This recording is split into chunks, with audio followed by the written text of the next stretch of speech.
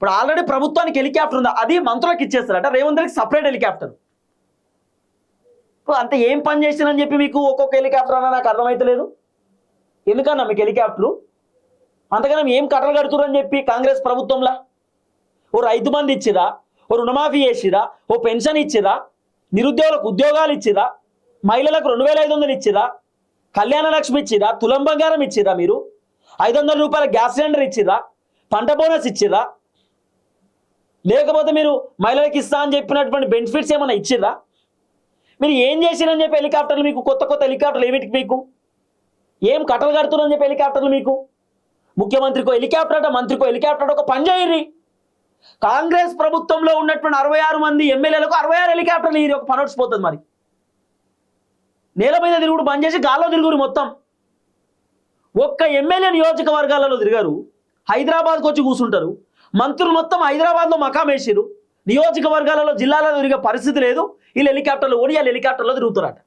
ఏం చెప్పాలి? ఏంది ఈ ప్రభుత్వం? ఏమిటికి ప్రభుత్వం చెప్పురి?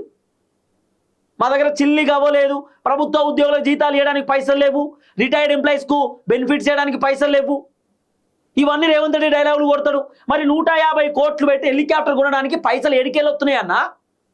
ఆల్రెడీ తెలంగాణ కాంగ్రెస్ ప్రభుత్వానికి హెలికాప్టర్ ఉండంగా మళ్ళీ రెండో హెలికాప్టర్ అద్దెకి ఎందుకు? మళ్ళీ కిరాయి తీసుకున్నాడు ఎందుకు? మళ్ళీ కిరాయి పైసలు బొక్క కదా.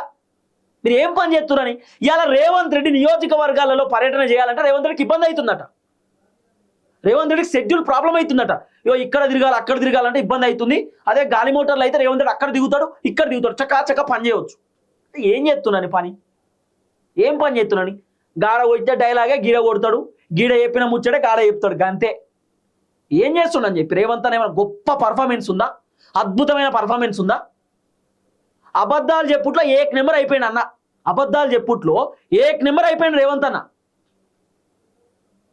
రేవంత్ అన్న చెప్పేటటువంటి అబద్ధాలు కూడా అవతలలు విని అబ్బా రేవంత్ అన్న నిజంగానే ఈ పని చేస్తే ఎంత బాగుండు, ఈ అబద్ధం నిజమైతే ఎంత బాగుండు అని జనాలే అనుకుంటున్నారు. దాన్ని అబద్ధాలు చెప్తున్నాడు రేవంత్ అన్న.